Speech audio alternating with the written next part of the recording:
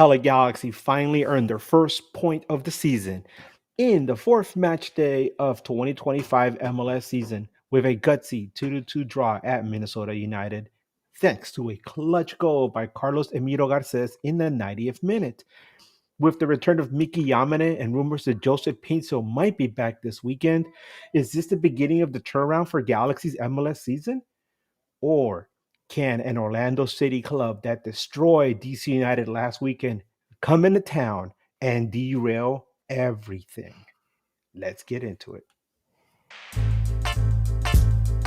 You're tuned into news across the galaxy where they talk all things LA Galaxy with the Nag Boys. Let's start nagging. Welcome to News Across the Galaxies, the midweek show. I'm your host, as always, Edgar Zuniga. Thank you. As usual, on the ones and twos, it's Bryant. And joining us to talk about Orlando City Soccer Club, now residing in Cobra Commander's secret bunker hidden somewhere deep in the Rocky Mountains, it's our good friend Mike Spillane of the Orlando Lions Den podcast. Welcome back, Mike. We haven't had you on the show in nearly 2 years, man. How you been? How'd you go from Orlando to the mountains? What's going on? Well, I got here by a car. I drove, and that's awful. Don't recommend that to anybody. It's a long drive. And then I just decided not to go back. So I'm doing good, though. We don't play each other that often anymore, so we don't get a chance to talk. Sad. But, that's the way the league is. So were you happy to trade in all that humidity and all that hurricane weather for a little bit of snow and some ice? Honestly, yeah. I have to go back for a wedding next weekend, and I'm kind of dreading it, low key. Like, I don't want to be back in the humidity. It's been like we started to hit like the 60s, 70s this week. It's been real warm and like just beautiful outside. So, it is what it is. But I got to go back. But I like it better out here. Yeah, man. You're somewhere in the South when you hear like a buzzing going by and you're not sure if it's a helicopter or one of those flying roaches. You know what I'm talking about? Oh, yeah, I know. Fly up in your face. Palmetto bug, yeah. Yeah, the ones that fly up in your face. They're like, what a fool. And they like try to claw you up. Yeah. People sometimes they don't understand just how sketchy some of the crap in Florida can be sometimes. Yeah, right. You see a log on the road and you try to walk around the log and suddenly starts growling at you and you're like, oh shit, that's not a log. Florida's like the light version of Australia, because in Australia everything wants to kill you. Florida is kind of similar. So. Except the manatees, right? Oh no, but you can't touch them. That's the sad part. You can't touch manatees. They're a protected species. If you touch them, you will get in trouble. So wow. So man, talk to us. Orlando City have had a very interesting start of the season. And what happened with Orlando City during this offseason? What are some of the moves that you guys made during this break? So, it's been a big offseason for us. Record sale, Facundo Torres left the club. End of last season, Duncan McGuire got a nice new big contract. And then we had some replacements come in realistically. Other than that, though, there wasn't a lot of movements. We brought in Marco Pasalic as a new designated player to replace Facundo Torres. We brought in Nicholas Rodriguez, U22 initiative winger, but he's been out injured to start most of the season, so we really haven't seen him yet. And probably one of your guys' favorite players, we brought in Eduardo Atuesta to come in, solidify the midfield. I do think that he was more of a I don't know if he was necessarily in the plans to be brought in until Wilder Cartagena got injured. He's out for the season. He tore his ACL in the first preseason game that we had, so that's sad. But those are the main big moves. I wouldn't say that we really did anything else too crazy outside of that. But it's been it was just an interesting offseason, to see us have our record signing become our record sale and stuff like that.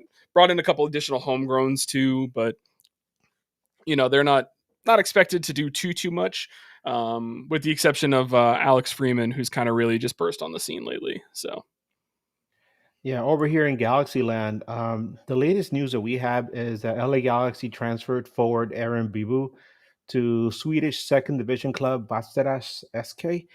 Bibu, who is 20 and was born in Cameroon, um, means that his departure opens up an international slot for LA Galaxy, who will also retain a sell-on percentage if Bibu is sold to another club. Bibu spent most of his time with Ventura County FC, scoring 26 goals along with 9 assists in 53 matches, while also showing up as a substitute for a pair of times with the senior squad. Um, so that's the only news that we have for LA Galaxy. And I'm sorry, I feel like I put the cart ahead of the horse there. 'Cause we're supposed to be leading off with the Galaxy news, but I got so excited to see my boy Mike here. Um, so tell us, Mike, that the last time that we saw, like, really got a good look at Orlando City here, at least here in LA, was that loss to Red Bull New York at home in the Eastern Conference Final.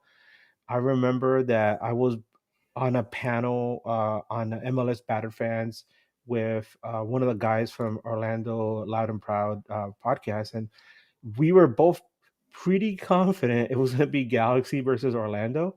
I mean, Mhm. not to say Seattle was easy or anything, right? But we were like, yeah, it's probably going to be Orlando coming out of the East, and pretty sure it's going to be Galaxy out of the West. And man, when I looked at the score, because I got to the stadium, I looked at the score, I was shocked. I was like, what the hell happened?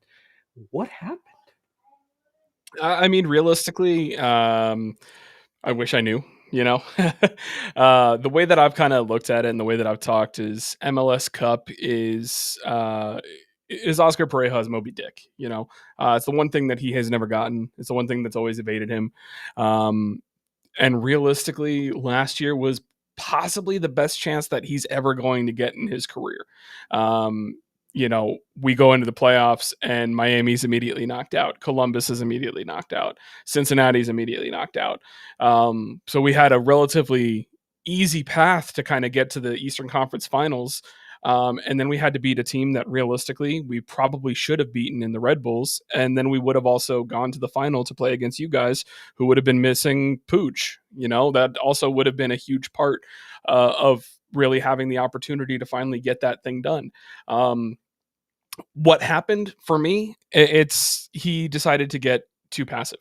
The thing that really turned our season around last year, because we got off to a very, very slow start, was just attacking freedom. We let everyone attack freely. We weren't playing as defensive. And that's what was working for us. And once we got into the playoffs, we barely were scoring goals against Charlotte. When we played Atlanta, it was decided on one goal. And when it came down to playing against the Red Bulls, we couldn't score. So it really came down to that, which that's one of the cruxes of Oscar Pareja as a coach, is that he is very passive. He is very defensive minded, which is what's made this season so weird to start. Because currently we're the top scoring team in the league.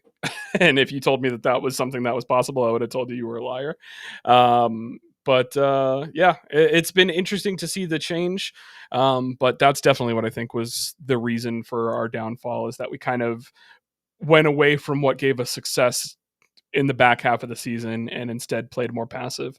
And it bit us in the butt.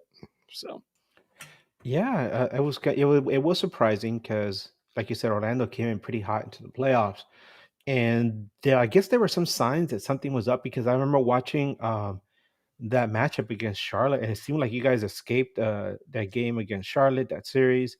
Um, and then you had the match against like a Red Bull, and like I said, I really thought it was going to be Orlando there. Uh, I honestly, and no disrespect to all the Red Bull people out there, but I honestly thought Orlando would have been a much tougher opponent for the LA Galaxy. But that's why you play the games, right? That's why you go ahead and have to, not just talk about it, not just write about it. You actually get on the field and play these games and see what result you get, because exactly. anything could happen on any given day. Um, as far as expectations, what is the sentiment among Orlando supporters for this season? compared to the beginning of 2024? And I know you kind of touched on it a little bit. You kind of mentioned, how things were at the beginning of last season. But just for anybody on our show, Galaxy fans that don't know, Orlando kind of had a rough start of the season last year, and the people were going nuts.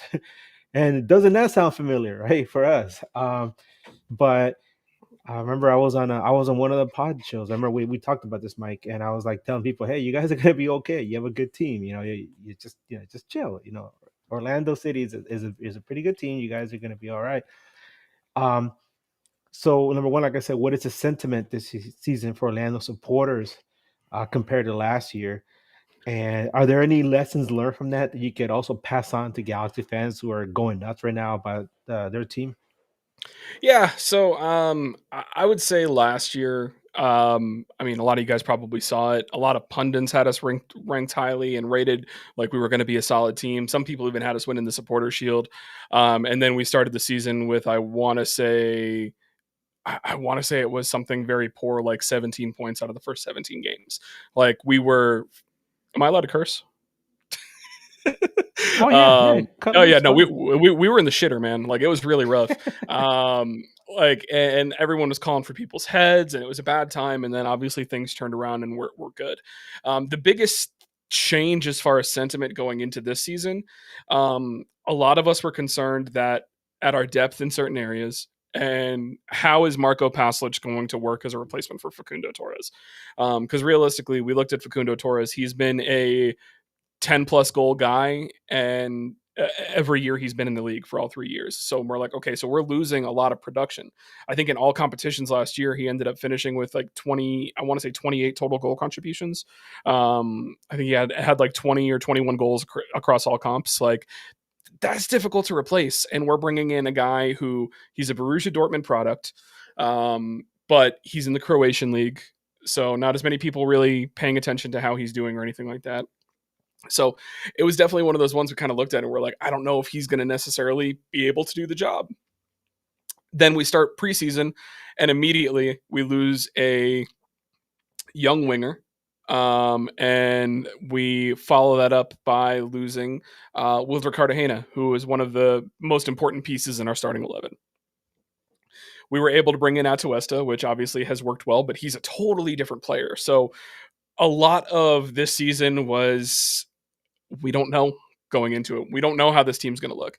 We came so close last year. We sold off big pieces. What's this team going to look like? For me, I looked at it and I said, I see an 8th or 9th place finish team. I think we're still going to be a playoff team because with Oscar Pareja, you're pretty much guaranteed to be a playoff level team. But did I look at it and say I think that we're going to be a Shield contender again? Hell no. I just it's one of those things. I'm just looking at it. I'm like, I don't see enough right now. I don't see the depth. I don't see the vision. Now, once the season started, things are obviously looking a good deal better. But we were just all so unsure and uneasy on what realistically we were able to expect going into this year. So I would say we went from last year thinking we're going to be a Shield contending team, which we did become, one game off of MLS Cup, to this year. We're like kind of sitting here like we don't know what to expect. We have to push for an Open Cup run, that's for damn sure, because that competition's there for the taking, if you ask me. But we're just we have to in wait and see mode. So a lot of us were a little bit more pessimistic this year. Yeah, it is kind of strange, right? When you have a club that will score a bunch of goals, but then you look at the defensive side of things, and you're like, we're also giving up a lot of goals. So we're not exactly helping ourselves in that respect, and that's where like you have that seed of uncertainty, right? And why is that? I was listening to your show earlier, and I was trying to listen to you guys talk about the defense. Can you explain to Galaxy fans what's going on? Why you scored 13 goals, but you've also given up 11? What's going on? So I've asked myself the same question. It has predominantly just been errors. Like obviously Robin Jansen's been great, but he started the season opening weekend. He was a late scratch from the starting lineup because he picked up a knock. So we weren't sure what's going to happen there. And then David Brecalo ends up getting hurt as well. So we're kind of just the second game of the season. We're trotting out Rodrigo Schlegel and then Kyle Smith, who's a fullback, in at center back. So we kind of put ourselves in a situation immediately where our center back depth is kind of not showing great. Robin Jansen's back, but he's also on the wrong side of 30, so that's something that ends up factoring into it. Rodrigo Schlegel is a player that you either love or you despise. I feel like there's no in between. I think our friend Ty Fisher from the Wise Men Say Pod for the crew, he can't stand Rodrigo Schlegel. He's told me that many times. But he's a super error prone player. And then our fullbacks, like we started with Dagger Down Thorhalson this season. He's a good player. He's a very, very good player. But they decided to give Alex Freeman a run in the second game. And right now, Alex Freeman hasn't let go of that starting position. And we've been kind of experimenting between Rafael Santos and Kyle Smith at left back, and neither one of them is really kind of saying that they want the job. Like they're both playing okay, but not error-free soccer or anything like that. And neither one of them has really said, "I'm the guy." And then on top of that, Pedro Gallese. I've been probably one of the biggest critics of Pedro Gallese. Obviously, he's the Peruvian number one. He's a club legend. He's a fantastic goalkeeper. But he is been very, very, very mistake prone. Like letting goals in your post, not getting your hands up, parrying the ball directly into the enemy team. Like there's a lot of goals that we've conceded this year that could be very much avoided if we're not making stupid mistakes. So these are things that realistically hallmarks of Oscar Pareja's teams that are not being adhered to, and we've been struggling. With that being said, Pedro's always a little bit better when he comes back from international duty. I've heard that he's supposed to be on the flight to LA. So I don't know what that means. Javier Otero filled in last week. He did great. Young kid from the academy. Giant. Actually, can't even call him a kid. He's a giant. He's 6'6", almost 6'7", in the net. He's huge. But I don't know if he's necessarily going to challenge for the starting job or anything because Pedro Gallese's got his pedigree and is also the second highest paid goalkeeper in the league. But I mean, that's realistically where it is. It's a lot of silly mistakes. We had some injury woes to start the season. Things are looking a lot healthier on the back line right now. But yeah, it's definitely one of those things where these kind of players at this level, you expect better from them, but it's been mistakes that have been what's cost us. Yeah, you kind of answered what my next question, which was, is Pedro Gallese still the man? I mean, and I'm gonna rephrase it because like in Guardians of the Galaxy where Yundu says, you can be a father, but I'm your daddy. Is Gallese still the number one there, or is he no longer the man? He's still the number one. It's going to take because of his contract and his pedigree. I feel like it's going to take some really bad play for him to get benched. I could see that Otero maybe would still start this week, being the fact that he's coming back from international duty. I would still put my money though on Pedro's going to be the starter on Saturday night. With that being said, though, I will say Pedro's in the last year of his contract. He's getting paid like $1 million a year, which is a huge salary for a goalkeeper in MLS. I don't anticipate that they'll be bringing him back after this. I think this is probably going to be the swan song year for him in Orlando. Beat reporters for Orlando that also have Peruvian roots like to argue with me and tell me that I am definitely wrong. But I know far too much about the salary cap rules for me to feel like it's a justification to still be able to keep him on the roster. So like John Cena, this is like his last tour. Yeah, well, I mean, I just hope he doesn't turn heel on us. That's all. So That would be I don't something, need him. right? I don't need him kicking the ball into our own net. We got enough issues as it is. So Yeah, I was gonna say, right, like a crucial match towards the end of the season, and the ball's coming up to him. He just like, haha, he gets out of the way, and the ball goes in, and he turns around, rips off his shirt, and he's wearing the other team's kit. yeah, Oh, dude, it'd it's be almost like the Panama Mexico game when that handball in the Nations League Oh, final. That I'm sorry, man. I don't mean to go off track, but that smelled like match fixing to me. I don't know what the hell his arm's doing out there. Like playing volleyball. there's nothing else that says like someone paid you to do that. I don't know, but Hey, CONCACAF is gonna CONCACAF, right? always, always, I I mean, always. it's like a you could slather about a bunch of lipstick on a pig, and in the end, it's still a pig. And polish a turd, it's still a turd, you know. So, like you said, there's a lot of questions as far as the defense. I know a year ago, a lot of Galaxy fans were concerned about the defense because um, we're having issues on set pieces, and it's something that seemed to have been remedied at some point in the season. It kind of came back a bit. Um, right now, we have the sense that the defense is in a good place. And we have some good pieces on defense, like Maya Yoshida and Emilio Garces at center back, and also Zanka, who came over from Anderlecht. And so there's a lot of good pieces on defense. Mickey Yamane on the wing back. You have John Nelson, Julian Aude, Harbor Miller. But you look at the standings, and in 5 matches, LA Galaxy has given up 10 goals. So we're right there, right behind Orlando. Except that our offense is kind of sputtering. Only 4 goals thus far. A lot of that has to do, obviously, with the fact that LA Galaxy has been pulling double duty, Major League Soccer, CONCACAF Champions Cup, and the fact that obviously we're missing a certain Ricky Puig, also Joseph Pinto. Um, Coming into this match, before we get into like the predictions and all, is there like a feeling that this is a must win for Orlando right now? I don't think we're in must-win territory at the moment, especially coming off of the destruction that we just did to DC United. So I don't think that we're in a must-win kind of territory at the moment, especially with the big travel and whatnot. I will say though, depending on if you guys try to like rest or rotate people to be prepared, because I think you guys have what Tigres midweek.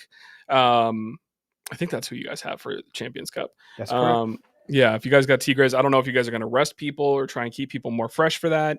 If that's the case, then absolutely, I would. No offense, I would expect to beat you guys if you guys are rotating things around. But I don't know. I'm a pessimist sometimes. When I try to be an optimist on our pod, but sometimes I'm also a pessimist. I'm looking at this at all right. We've got 13 goals for, 11 against. You guys got 10 conceded. This is going to be a 0-0 game. Like, like, so I'm hoping it's not. I want to see Wow. goals. I want to see goals, but that's all. The math is there of all you guys conceding, us conceding, and us scoring for this to just be a 0-0 draw. It's Like, gonna be a 7-7 game. What are you talking about? Two I hope so. touchdowns. I hope so. Extra points good. You know. Yeah. Realistically, if you go back and watch the highlights of our game against DC, like we could have put up 6 or 7. Like we were peppering them. We also hit the post 2 or 3 times. Like it was. And I feel bad. It wasn't even like it was their goalkeeper's fault. Like he was in good position most of the time. Like it was just everything that we were doing was striking gold. So So, real quick, since you mentioned DC United, we're supposed to play DC United later this season. How's Benteke, man? Because I've heard all kinds of stuff about him. What kind of a pedigree of player is he? Because I've heard amazing things about Benteke, and you see his highlights, but it's one thing to see the highlights, and it's another thing to see him in person.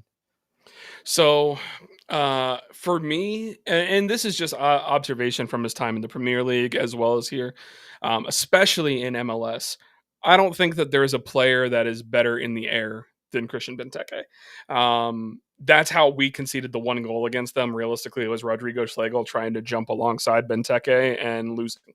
If you go ahead, if you like go on FBref and like look at his aerial duel numbers and whatnot, or like anything that is air related with Christian Benteke, he's in a class of his own.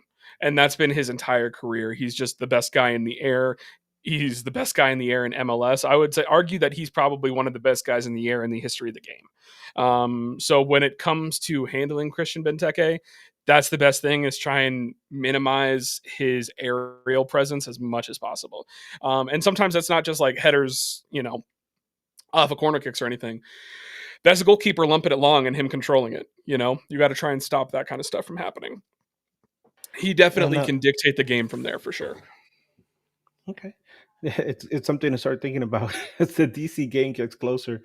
But I mean, refocus. Yoshida should have Uh huh. experience. I think Yoshida should have experience. He had to have been at Southampton, I think, when Benteke was still in the Prem, right? So Oh yeah, but Yoshida, he like you said, when we get on the wrong side of 30, you start going down that slide. yeah, oh, I Yeah, gotcha. he's long in the tooth. Um, but switching the attention back to the Orlando game, for Galaxy fans who aren't very familiar with Orlando, what do you? Who are three impact players that you think they should focus on for this weekend's match? I mean, right now it's got to be our DPS. It's all of them. Currently to start the season, our three DPS, only counting real assists because that's how we do it on our show. We don't count the MLS secondary assist. All three of our DPS have combined for 15 goal contributions this year. Luis Muriel got 2 goals and 2 assists. Ojeda's got 3 goals and 3 assists, and Marco Paslic has 4 goals and 1 assist. Like the three of them are just absolutely cooking the past couple weeks. So that's realistically who you should watch. Luis Muriel, obviously, you guys are probably familiar with him if you watched Italian soccer at all. Well known for his time at Atalanta and in the Champions League and Europa League and all sorts of stuff like that. Also played for the Colombian national team, so big name there. Martin Ojeda, he's our number 10. He didn't finally take that position and that role over until midway through last year, but that's really what kind of was the catalyst for us turning things around. And he hasn't missed a beat to start the season. He's been on fire, and Marco Paslic is the new DP that we brought in from Croatia. And if you did not see, he just won MLS Goal of the Week for the goal that he scored last week, which on that goal, all three DPs combined. It was a flick on by Muriel to Ojeda, who laid it off, and then it was a curler from outside the box by Paslic to beat the DC keeper. So all three of them, right wing, attacking midfielder, and striker, that's who you got to watch out for. Yeah, I wish I could say that LA Galaxy is bringing their best to this matchup against Orlando because when you're the defending MLS Cup champions, you would think that the team would be very solid coming into the season. But as we've been talking about since the league started, MLS just doesn't reward success. And LA Galaxy got kneecapped at the end of the Mhm. season. And then, of course, on top of that, you have injuries to Ricky Puig, and then. Um, it's funny. We have Joseph Pinto, right? He's one of the three Ps. You have Pinto, Peck, and Puig. So Puig is down. Joseph Pinto, he went through a stretch where he played 21 straight months for a club and country. And then finally, LA Galaxy wins MLS Cup. And everybody's saying, quickly, wrap this guy up in bubble wrap, hide him somewhere so he doesn't get hurt. Guess what, Mike? He got hurt. Yeah. And that's just the way it is, right? It's the universe working. And so he got hurt, and he is supposed to be coming back anytime soon. He might be back this weekend for what we've been hearing. But on top of all that, LA Galaxy also lost Dejan Joveljic. We lost Gaston Brugman. We lost Diego. I'm sorry, Mark Delgado and Jalen Neal. These are all guys that were part of last season's MLS Cup team. Yeah, you guys got And gutted. then, oh yeah, absolutely. And then the LA Galaxy brought in Lucas Sanabria from Club Nacional in Uruguay to try and fill that void left by Ricky Puig in the middle. And then in the second match of the season against Vancouver, he got tackled. He went down with an injury, broken collarbone. He's out for 3 months. So you start looking around like, okay, is anybody healthy, right? And in the middle of all this, the CONCACAF Champions Cup. So um, just bringing in academy kids, bringing in whoever off the bench to try to fill those holes. So right now, LA Galaxy, they're slowly coming together. A lot of people express a lot of concern because they're like, "Hey, what the hell? We're the champs. Why are we losing all these games?" Well, look at what's going on, right? Like the team's been gutted, and then the guys that are there, a lot of them are injured. We're gonna be okay. We're gonna be okay. And this is where I was gonna ask you about that because, like you said, at the start of last season, Orlando fans were like going nuts. What are some lessons that you guys learned from that you could pass on to Galaxy fans? Do you think Galaxy fans should really be concerned about this, or are you gonna be like, it's okay, guys, you're gonna be okay? I don't know. I always say that you should speak your mind and speak your feelings because sometimes that's easier than therapy. So if you got opinions, feel free to go ahead and get them out there. Just be respectful to your fellow fans. You don't want to just be an asshole for the sake of being an asshole. Um, we all see that sometimes. We're all guilty of it from here and there. But I don't know. I when I host our show for the most part, like you tuned in sometimes, like we host a post game show on Twitter Spaces every week after every game. Since our game is on the West Coast this time, I don't know how many people are going to tune in because of how late it is. But for me, like on that, I always try to be neutral. I say that I'm Switzerland all the time. When people are coming on and talking about the fact that we want to fire Oscar Pereja or we need to, launch this player into the sun, I'm always like, what devil's advocate? Maybe we don't like, but like sometimes I'll, in other chats and whatnot with my boys and the guys from the show, like they know my real opinions, but I try and keep it Switzerland, try and keep it neutral, play devil's advocate because it makes the show better. But at the same time, we like having that outlet where we have people go ahead and call in and say their opinions, like because of the fact that people have different opinions. People feel differently about the team. It cultivates conversation. That's the kind of stuff that's important. It's all about being respectful at the same time. You want to do that, but cultivating that conversation, having those moments, that's what makes fanhood great. And that's what is great about supporting these teams is you want to be able to have those conversations and have those moments. But sometimes it sucks. Sometimes you gotta.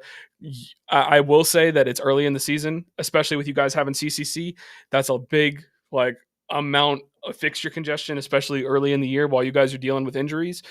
I know you guys have been in the league longer than everybody. You guys are smart. You got more titles than everybody. Patience. You guys be a little bit patient. Y'all gonna be all right. I'm certain of that. Especially just because you got so like keeping in mind all the injuries, all the stuff that you guys had to do to get roster compliant because the league sometimes is a piece of shit. Like don't have a better way to say it. As someone who knows the roster rules and salary cap mechanisms better than anybody, I hate it. I can't wait for them to change it so that I can have it all leave my brain at the same time. Um, but I think you guys are going to be all right. It's just I would say realistically, it's not going to get better until you guys either win CCC or get bounced from CCC. It's going to be one of the two. You either got to go ahead and win the whole effing thing, or you got to get knocked out of it and get healthy. That's the only that's what's going to happen. That's when you're going to start turning things around, probably. And even then, for us, we still didn't do it until almost 18 weeks into the season, 18 games into the season last year. We still finished fourth in the East, and we were at one point we were 15th, 14th, 13th, around there. So we were in the doldrums and we finished fourth. It's totally possible. You guys got to get healthy. That's your biggest problem. So Yeah. And one thing I always remind people, legendary sports writer Roger Kahn once wrote that you may revel in the team triumphant, but you fall in love with a team in defeat. That's where, when you really start to feel that love for the team, because it hurts. It hurts to see your team lose, and you rally around your team and push for them to win. And so that way, when winning does happen, it feels a lot sweeter. yeah, Um, so let's and head and I into. will say just to before you go into that, Yeah. we our start to MLS was terrible. For those that don't know, the first first 5 years we never made the playoffs from 2015 through 2020. We didn't make playoffs until 2020 during the COVID year. Um, we were a very bad team, So that that's why I'm saying when you got Orlando fans that are dedicated like us, we've been around through the long haul. We had to sit through deciding to make Giles Barnes a designated player. Like Sasha Question was a DP here at one point.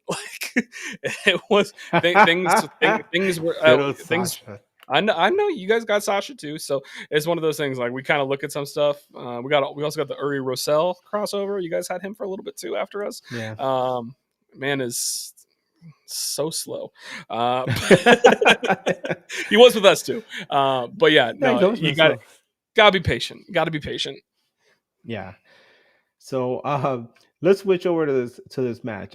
First up, the player availability report. The real, like, genuine availability report won't be released until Friday. Some journalists will probably be able to get an understanding of who's going to be healthy tomorrow. But for now, this is what we know. LA Galaxy, obviously, Ricky Puig is still out with the knee injury. He's not going to be back until sometime in mid to late July. Lucas Sanabria is out with a collarbone injury. He's probably out for another couple more months. Um, then there's Joseph Pinto. That is a question mark because we've been hearing some rumors that Joseph Pinto is close to returning. We won't get any official word on that until probably later this week. I'd say don't rush it back because the last thing you want to do is rush an injury like that and then just have it flare up again. Mauricio Cuevas is still out with a hamstring injury. If you've never had one of those, you know how delicate it is to come back from one of those. Ruben Ramos Jr. is out international duty. We're not sure he's going to be back yet. Harbor Miller was out also on international duty. He might be back. The team will probably need him if there's going to be some rotation in the roster for if with an eye towards the match against Tigres. And then two questionable ones from last week.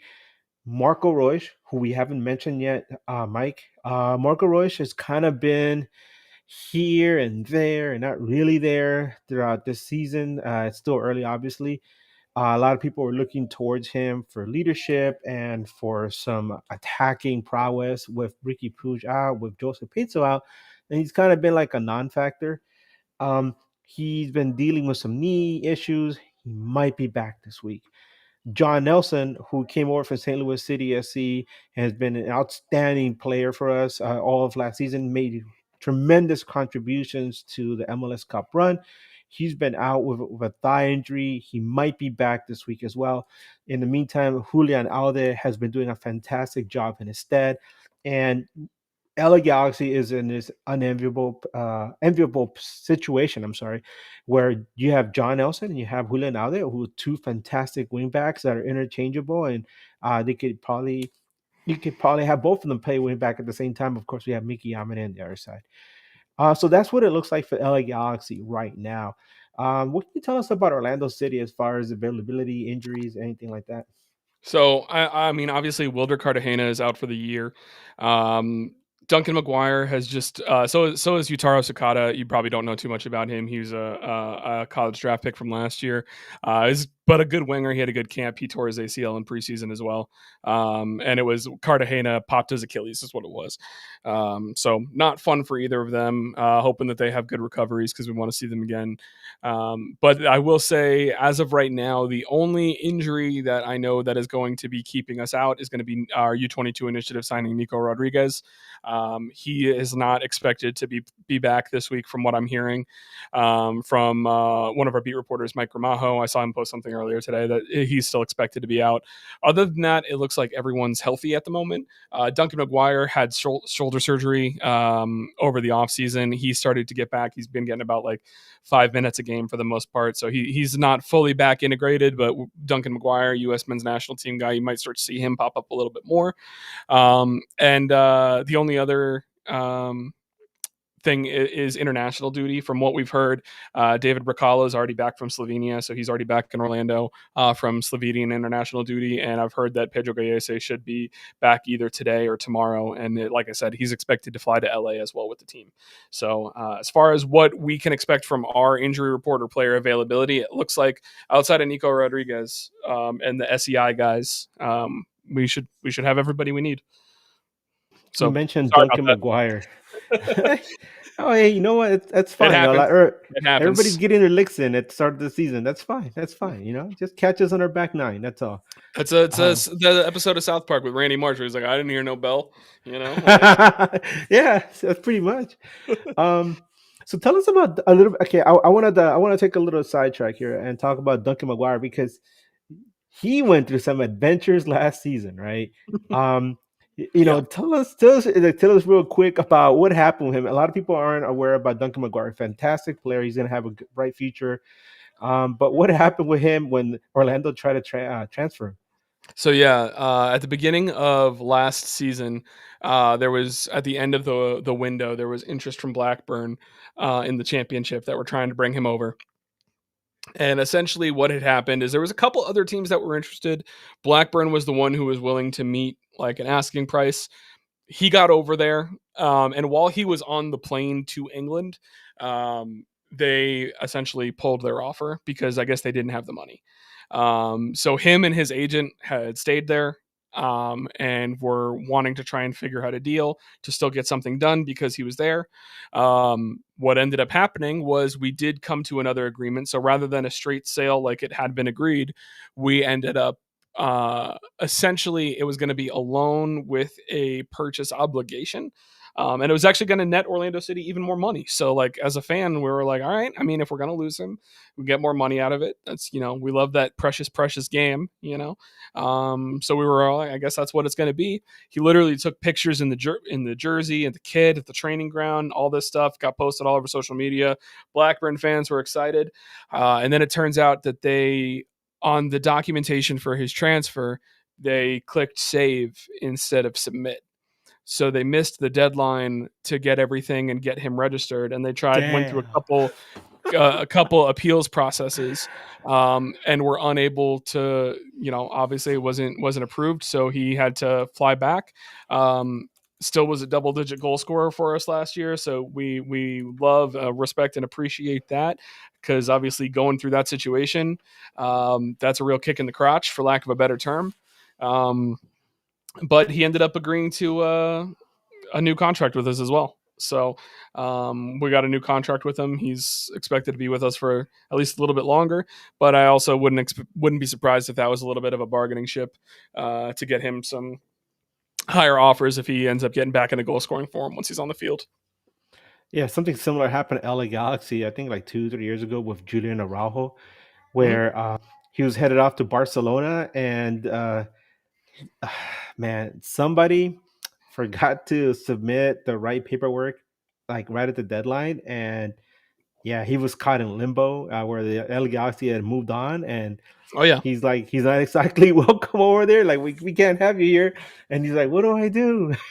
So yeah. it I happens, remember. I, man. I remember that. Like he was bought by Barcelona, but they couldn't Yeah, register him, and then the window closed, so they really couldn't like loan him out anywhere. So he was just kind of stuck. Like, yeah. Did you love it, man? Um, so uh, we're going back to the talking about the game. All-time records between these two teams. Obviously, they're on different coasts, so we rarely get to see Orlando City. So we relish those moments when we can have Mike on the show and go to the games and watch Orlando versus Galaxy. All time, 7 matches. Galaxy have 3 wins. Orlando has 4, 0 draws. So, one's going to rise, one's going to fall. At home, Galaxy have a record of 2 wins, no draws, and 1 loss to Orlando. The last time these two teams met was in Orlando on Saturday, April 29th, 2023, which was a 2-0 Orlando victory with goals by Isan Kara. I hope I pronounced his name correctly. it's Facundo Ercan Torres. Kara. Eshan Kara. Okay, Eshan Yep. Kara. Facundo Torres.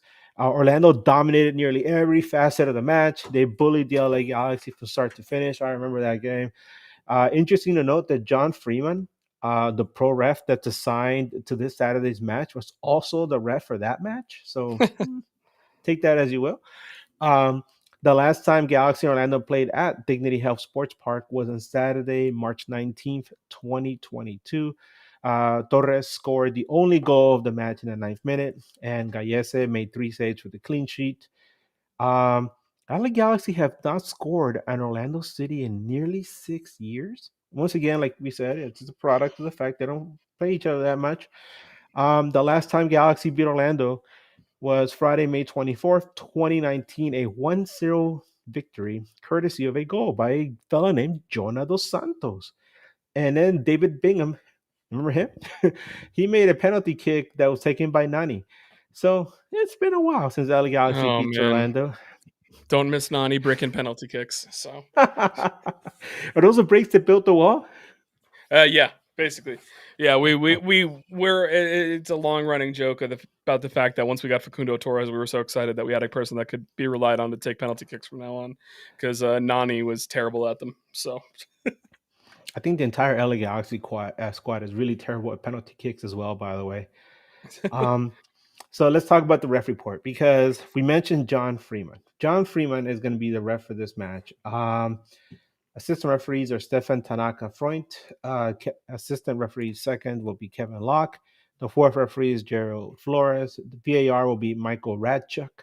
Assistant VAR, Fabio Tovar. But the one we're focusing on is on Freeman. Freeman is a FIFA sanctioned referee. He's refereed in the CONCACAF Nations League, US Open Cup, NASL, USL.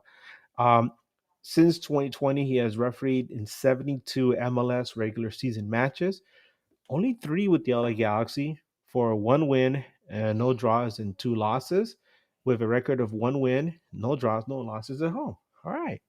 He's only done three matches for Orlando City for one win, two draws, and zero losses, with a record of no wins, two draws, and zero losses away. So neither team, I mean, it's interesting. Galaxy hasn't lost at home with him, but then again, Orlando's never lost with him either. So Hmm. something's got to give. Freeman's last LA Galaxy match was a 2-1 loss versus LAFC away last April the 6th, 2024.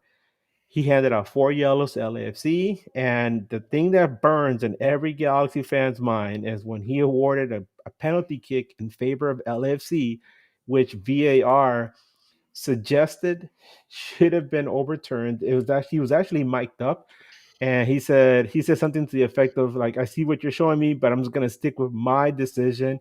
And he decided to award a penalty kick that even Taylor Twellman was saying that's not a penalty. And when Taylor Twellman is talking in favor of the LA Galaxy, something's up. Anyway, that was John Freeman, folks. John Freeman's last Orlando City match was a 2-2 draw with CF Montreal away on April 20th, 2024. He handed out two yellows to Orlando, four to Montreal. This is going to be his fourth MLS match of 2025.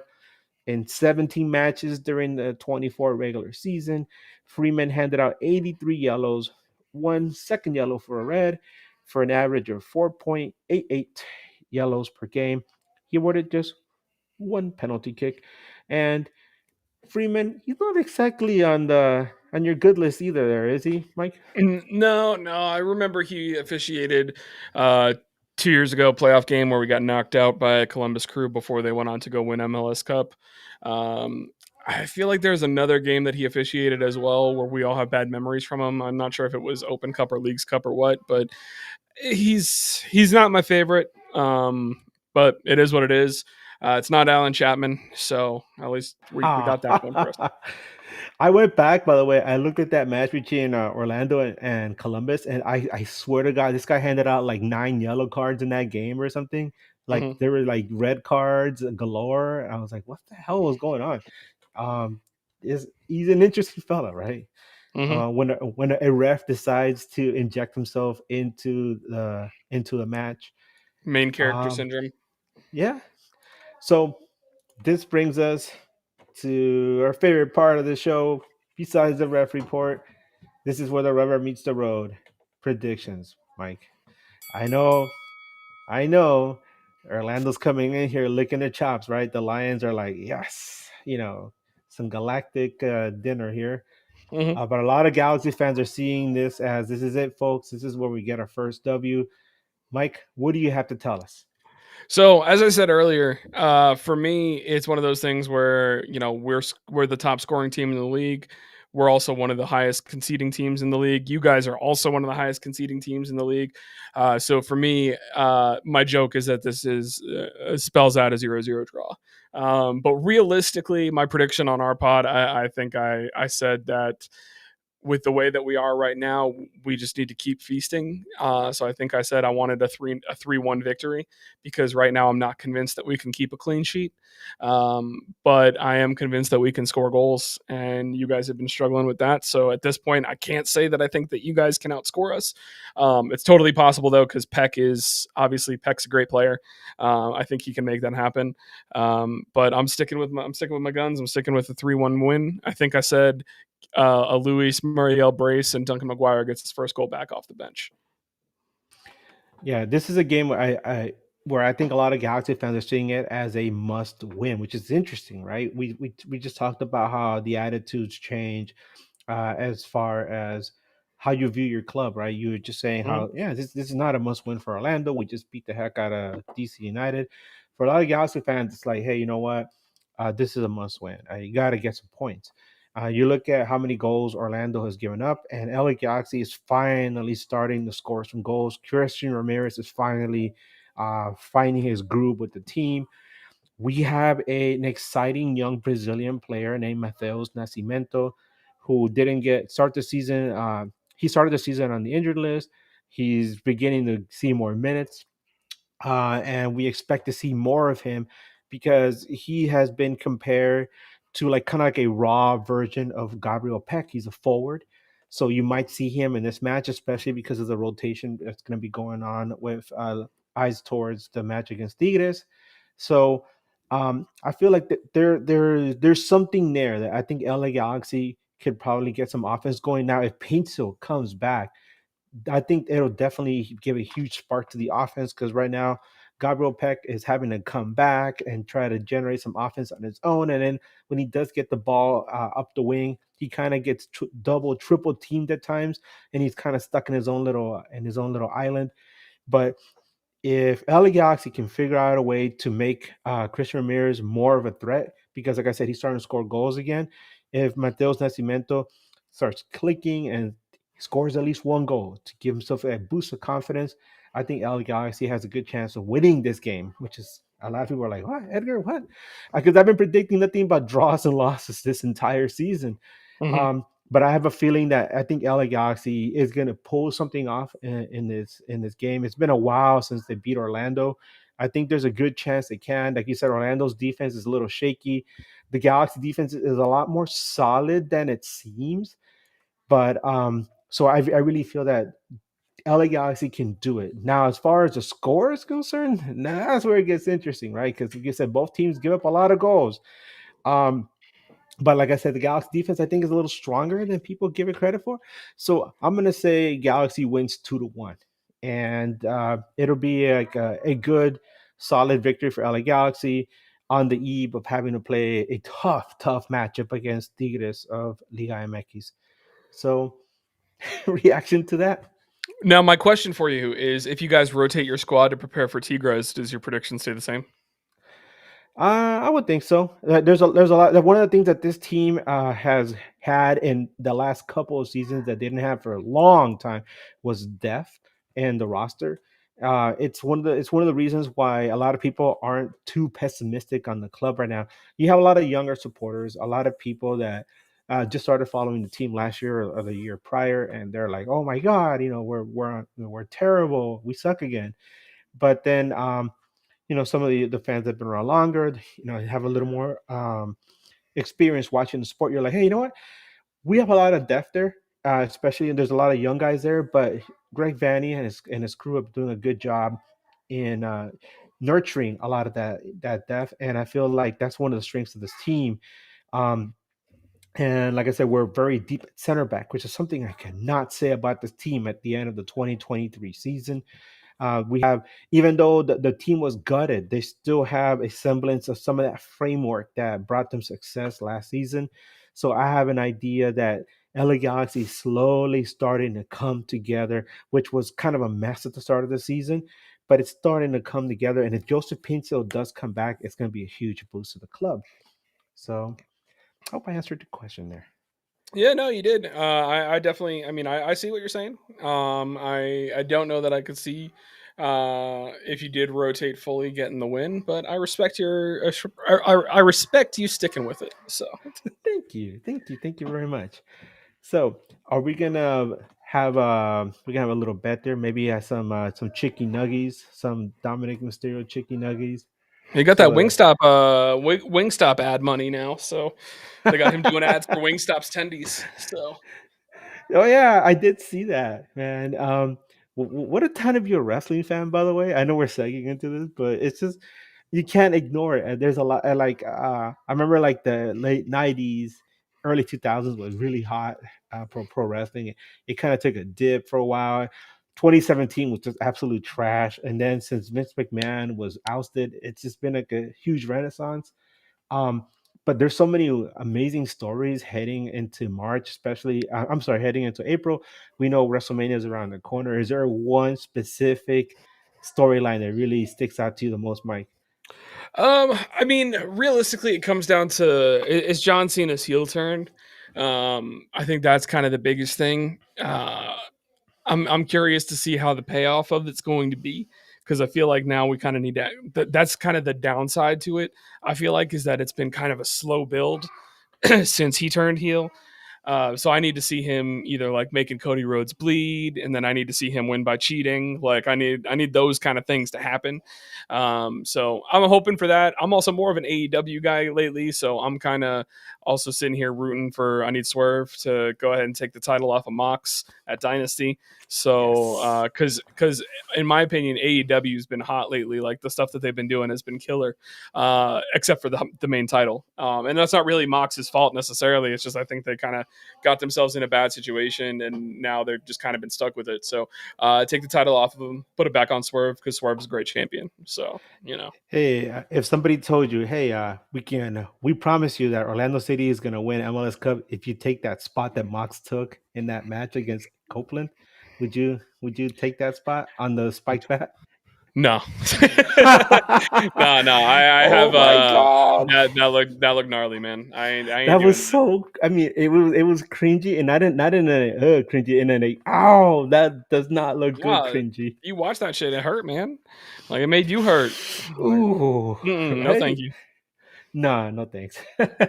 Yeah, as far as Cena's concerned, like yeah, our listeners that have been following the show know I used to be the main writer for Dub Magazine, DUB Magazine, Automotive Mhm. Lifestyles, and I interviewed John Cena twice, and I remember like I had asked him, on a couple occasions, hey, have you ever considered going heel? Is it something that that the WWE would do with you? And he's like, man, I've always wanted to go heel because when he first came on, he was like, ruthless aggression. He was like, rapping and trying to insult people and roasting people with his, with his raps. And then they made him like, this big superhero, larger than life kind of Hulk Hogan type guy from the 80s. Yeah.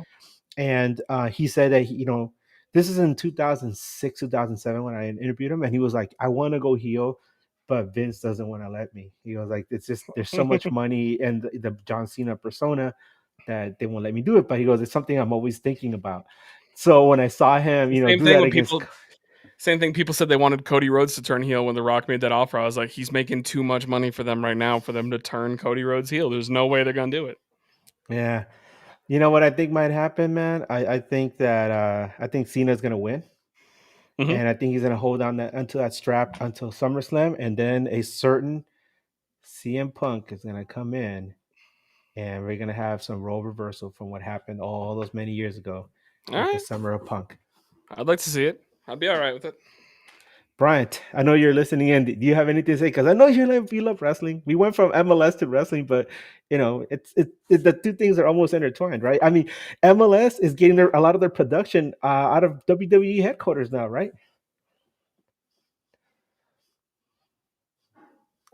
Oh, Brian says he's not plugged in, so he says, "Screw all of you." Hey, I But mean, yeah, we have a lot of WWE wrestlers pop up at uh, Orlando City games because they got the Performance Center right there. Like we know Alexa Bliss comes out to games all the time. nice. We had oh, he's Top Dollar now, but or yeah, Top Dollar. He comes out all the time. AJ Francis, he's with TNA now, but he's always out of games. He's a big fan. So it's always cool to see. And I see Brandon saying, I thought it was staged. Brother, you see what John Moxley did with a bat full of Oh nails last week. I no. can tell you right now, it might be staged, but some of that shit still hurts, man. Like, that was gnarly. So, See, I don't know about you guys, but I'm in it for the plot. And when the plot involves like timeless Tony Storm or you know a Tiffany Stratton, I'm all ears. Where it's Stephanie Paquette, I'm like, yeah, I love the plot. yeah, no, it's all about the plot with her for sure. You're like Booker T on commentary. So, Shawn Michaels is doing some amazing things with NXT. God bless him.